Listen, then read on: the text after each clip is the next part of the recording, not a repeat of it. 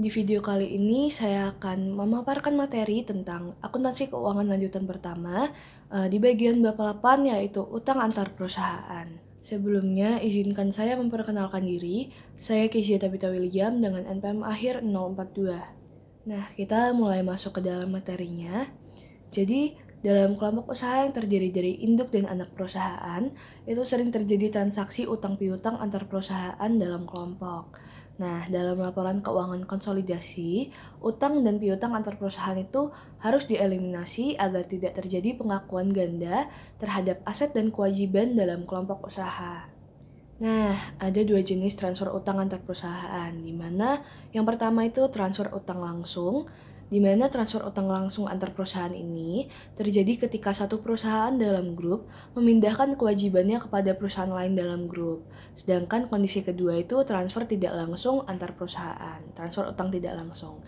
Nah, jadi transfer utang tidak langsung ini terjadi ketika satu perusahaan dalam grup membantu perusahaan lain dalam melunasi utangnya, tetapi tanpa perjanjian formal untuk memindahkan kewajiban secara langsung. Nah, kita masuk ke kondisi penjualan obligasi langsung ke afiliasi. Jadi, ketika satu perusahaan dalam grup itu menerbitkan obligasi dan dijual ke perusahaan lain dalam grup, maka transaksi ini harus dieliminasi dalam laporan keuangan konsolidasi. Nah, situasi pertama misalkan transfer pada nilai nominal. Jika obligasi dijual dengan nilai nominal, maka tidak ada laba atau rugi yang diakui. Dan situasi kedua itu transfer dengan diskonto atau premium. Jadi jika obligasi dijual dengan diskonto atau premium, maka laba atau rugi dari transaksi ini harus dieliminasi dalam laporan keuangan konsolidasi. Nah, situasi kedua itu misalkan obligasi afiliasi dibeli dari non-afiliasi. Jadi, ketika perusahaan dalam grup itu membeli obligasi yang sebelumnya diterbitkan oleh perusahaan lain dalam grup, tetapi dari pihak eksternal, maka terdapat beberapa kemungkinan. Nah, kemungkinan pertama itu ketika pembelian pada nilai buku.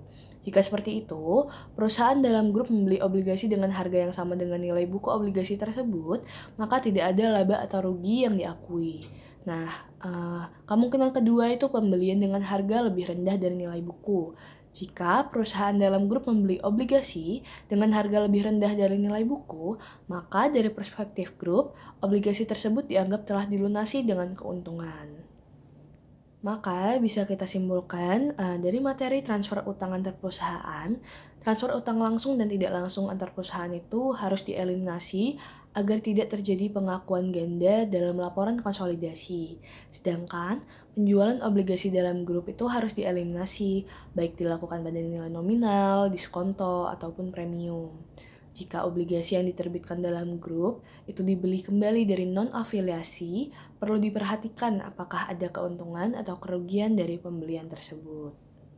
Maka dari itu, materi tentang transfer utang antar perusahaan dari akuntansi keuangan lanjutan pertama telah selesai. Untuk kurangnya saya mohon maaf dan saya akhiri. Terima kasih.